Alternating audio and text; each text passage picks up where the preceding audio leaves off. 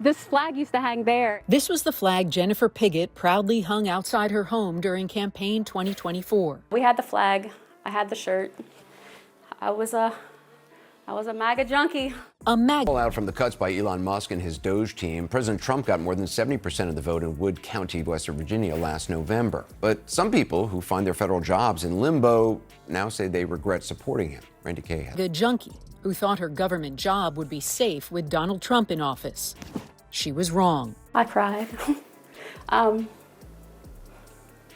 It's scary, you know, it's a really scary thing. And meet Jennifer Pagod, a loyal Trump voter who cheered for government cuts until she got fired from her Treasury Department job. Her face when she realized Trump's policies would affect her job, priceless. She literally voted herself out of a paycheck, then had the nerve to act shocked. It's like ordering a cheese pizza and being outraged that it came with cheese on top. Today we're looking at all the Trump supporters who played themselves in the political karma game. Before we move on, I'd like to ask you a small favor. If you appreciate this content, please take a second to like this video and subscribe to the channel. Over 98% of you watch the videos without subscribing. It costs you nothing, but it makes a huge difference to us.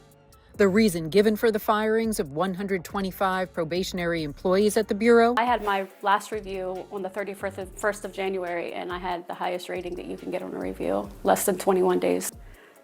I was embarrassed. He's a good boy. Pagod was abruptly fired last month from the Treasury Department's Bureau of Fiscal Service, based here in Parkersburg, West Virginia. Before I was terminated for my performance. You voted for Donald Trump. I did. Do you regret that vote? Yes, I do. To cut the knees out of the working class Americans just doesn't make sense to me. I expected more from President. So, did you click the subscribe button? Great, thank you so much. Now back to the video. Did you know thousands of Trump supporters literally voted themselves out of a job? It's like ordering a pizza with extra pepperoni and then complaining when it shows up with extra pepperoni. Except instead of pepperoni, it's unemployment. And instead of pizza, it's their livelihood. Let me explain this bizarre act of political self-sabotage. She also voted for Trump. Would you still have supported him? I'm not sure that I would have. The way that it's been done, I'm for balancing the budget, that type of thing, but not in this. Donald Trump. Since speaking out, Pagod says she's received death threats and her home has been egged.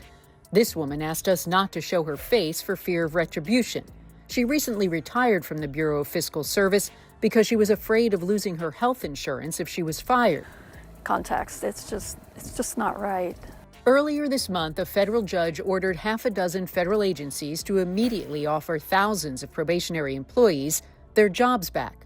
But this week, the Trump administration asked the Supreme Court, when Trump promised to drain the swamp, his supporters in rural America cheered wildly. They pictured faceless bureaucrats in Washington, D.C. losing their cushy government jobs. What they didn't picture was themselves. The federal workers spread throughout red states, standing in unemployment lines. The irony here is thicker than Trump's spray tan. The Bureau of Fiscal Service in Parkersburg, West Virginia became ground zero for this self-inflicted economic wound. Over 125 employees lost their jobs after cuts to the Treasury Department. Jennifer Pagod was among them, suddenly finding herself without the paycheck she depended on. The cruel twist: she had enthusiastically supported the very policies that left her jobless. That's not, I personally don't believe that was ever the point, but they're not saving any money from these probationary and trial period employee firings. This has nothing to do with eliminating waste, fraud, and abuse. They are fully reinstated, all 125 of them. They are on paid admin leave. Now they're getting paid for not doing their job. So did the government really save any money here? Not at all, no.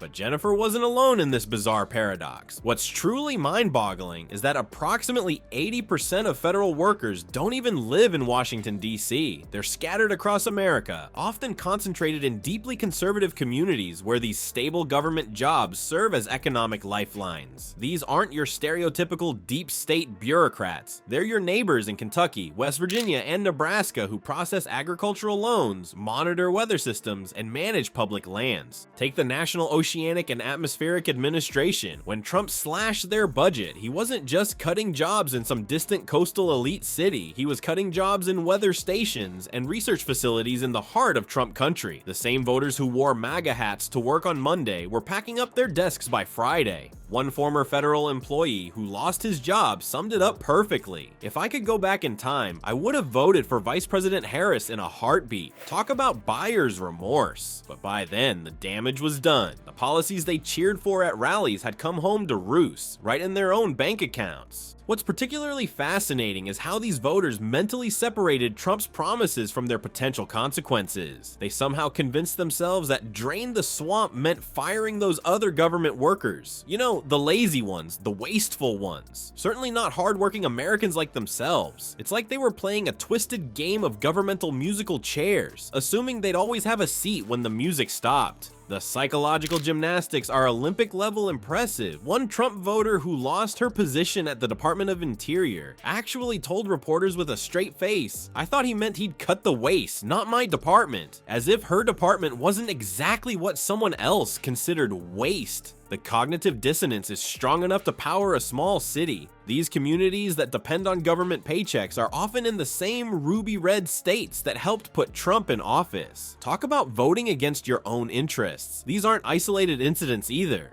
Whole communities watched their economic foundations crumble as federal jobs disappeared. Local businesses that depended on those government workers' spending suffered too. The ripple effects spread through entire towns. Some former government workers even formed support groups where they gathered to commiserate about their situations. Picture it, a room full of ex-federal employees wearing faded MAGA hats trying to understand how the leopard ate their faces when they specifically voted for the leopard's eating faces party. You couldn't write a more perfect political satire if you tried. Jennifer Pagod became the poster child for this phenomenon when she appeared on Fox News to complain about losing her job. The lack of self-awareness was staggering as she described exactly what Trump had promised to do, apparently shocked that his policies affected real people. Like her, it's as if she ordered a wrecking ball to demolish government waste, but was shocked when it knocked down her own house.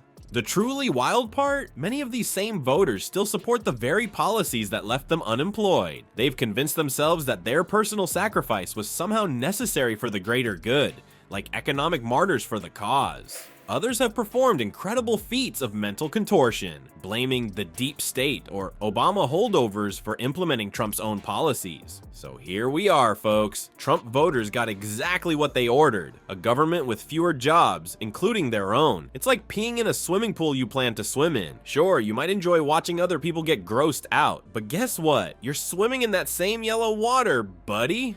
The MAGA crowd can't play the "I didn't know" card anymore. The box said cheese pizza, and wow, look at that. It had cheese on it. Shocking. The real question is whether they'll learn this lesson before the next election, or if they'll happily vote to hurt themselves all over again.